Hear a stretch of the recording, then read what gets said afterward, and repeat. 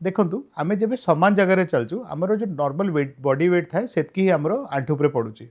But जेबे आमे पाहाचो अप डाउन करूछु अबाउट 3 to 4 टाइम्स यानी 3 गुना कि 4 गुना अधिका वेट आमर देहर आमर आंठू उपरे पड़ुची और स्पेसिफिकली आमर आंठू जो चक्की हाड़ जो नी कैप ताकू मेडिकल टर्म रे पटेला कहा होची ता उपरे पड़ुची।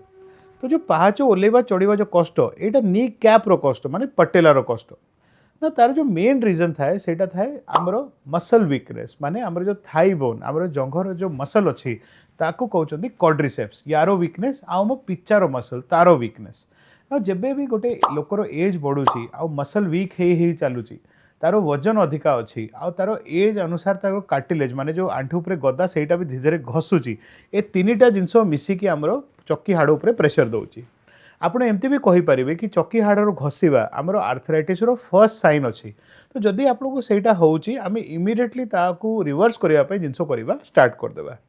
तो यार जमती मु कहली ए होची अर्ली आर्थराइटिस रो साइन एबे या पई कोन करवा केमती करिक याकू ठीक करवा